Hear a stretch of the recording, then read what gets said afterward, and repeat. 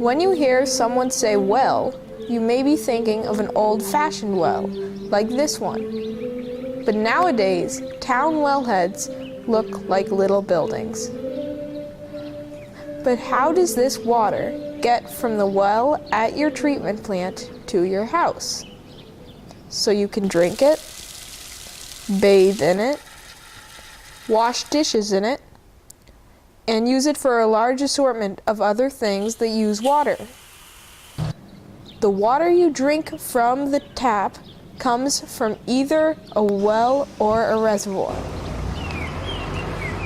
A reservoir is a man-made body of water that is made for drinking. A reservoir is usually created by damming a river. Whether the water comes from a well or a reservoir, the treatment process is basically the same if you are using the town public water supply. Ron Festa gave us a tour of the town of Grafton's drinking water treatment plant. He explained that aeration, the first step in the treatment process, happens in the air tower. As the water is pumped from the two external well sites, it's pumped to this header here, which is pumped up to the tower. This tower is an air stripping tower. That's part of the treatment process. The water cascades down from the top of the tower through filter media. The media itself is this little guy right here. All it is just a chunk of plastic.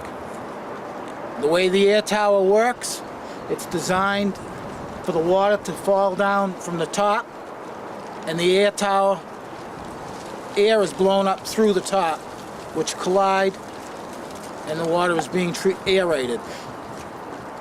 The next step in the process is filtration. This is the filter media that's inside this giant filter that's right behind me. The water is pushed down through and right out to the bottom. Each one of these media is designed to do a certain thing. And this is actually what cleans the water and treats it. As the water is being pushed through the treatment process, it's also being treated with chemicals. This is actually the water from the number 3 well, okay? Okay. This is the water from the number 2 well, and I leave these cups here so I can see what's going on, and this is the aerated water. And this little cup right there is actually the finished water. Wow, big difference. If you look at it, it's like night and day.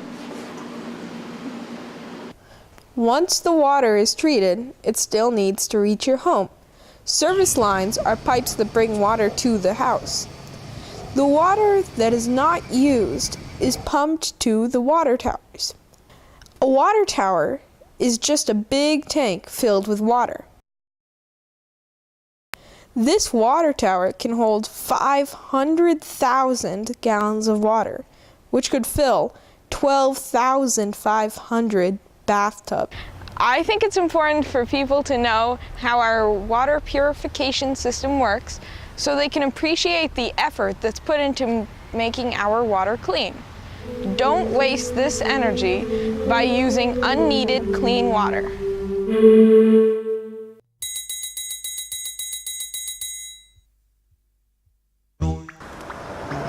When any water leaves your home, either by washing machine, dishwasher, or other home appliances, it goes through a system of tubes and pipes that carry the sewage and polluted water from your home to the wastewater treatment facility.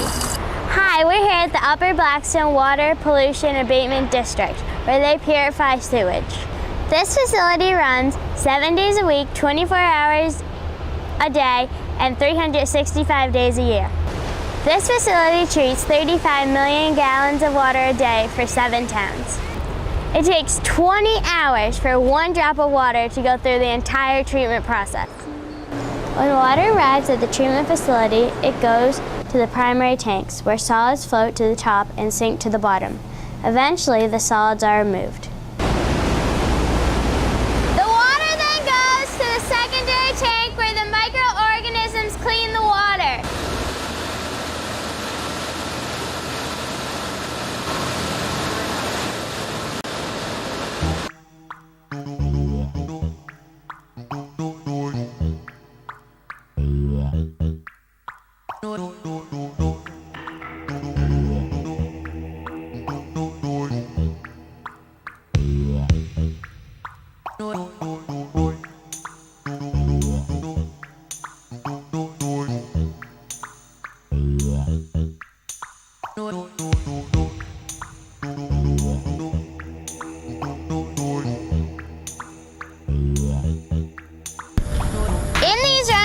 the water goes through a final settling process, using gravity to remove the microorganisms.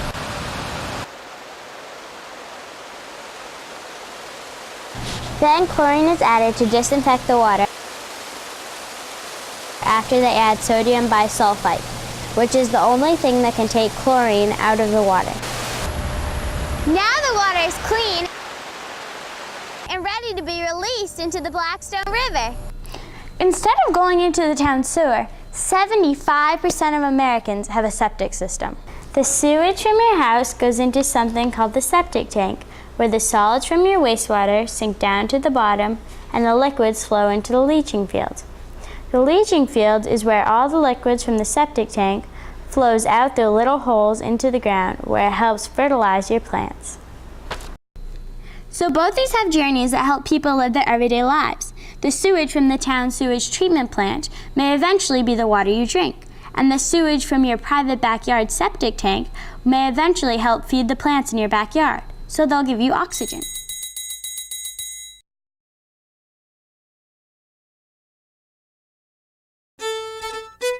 Did you know the average American family uses about 56,650 gallons of water a year, mostly by washing your clothes, taking baths, taking showers, washing your hands, watering lawns, and flushing the toilet.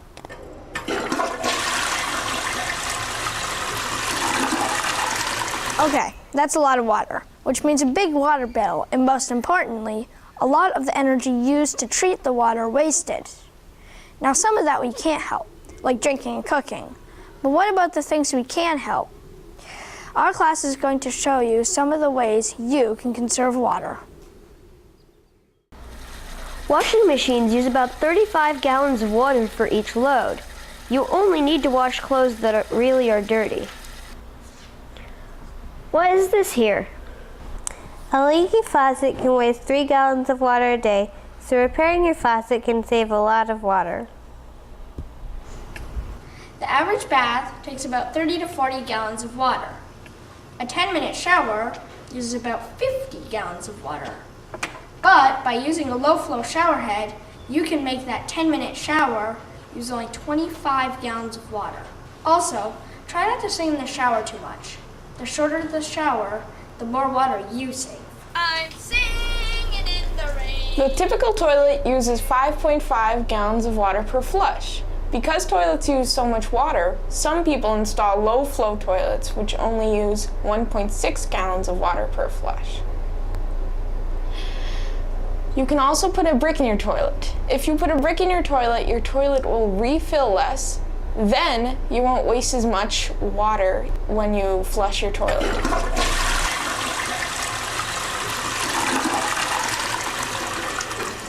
Finally, we want to remind you that every molecule of water you conserve can make a difference.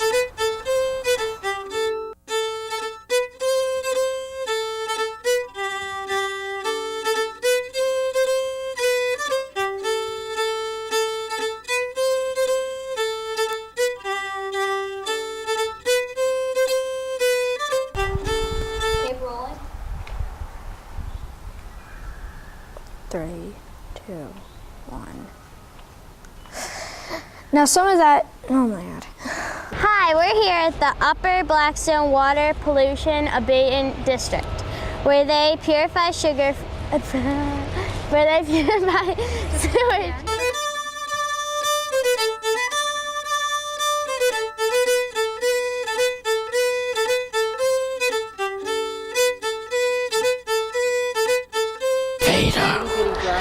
I am Darth Vader. And usually affect the water habitat in bad ways. Good.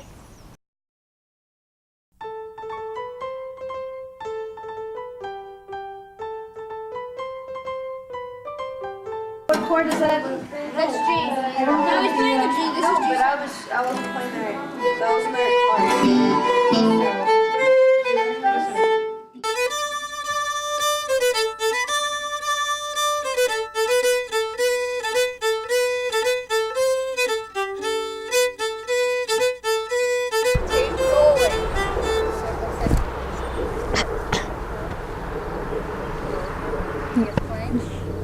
gotta be steady. All right, stick. Keep the camera going. Yeah, don't say Russell. He's down.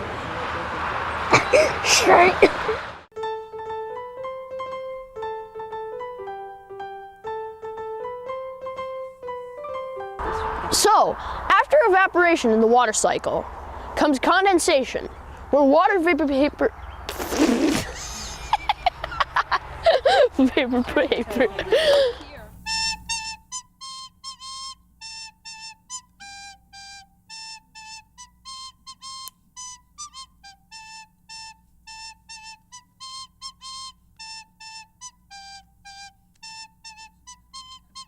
The people know how our water purification system works. So it's too much windy, isn't it?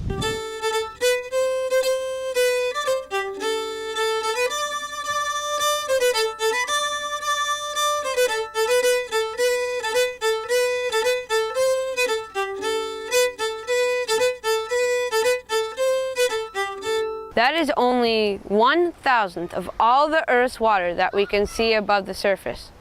In lakes... Stop. Did you stop recording? No. Stop.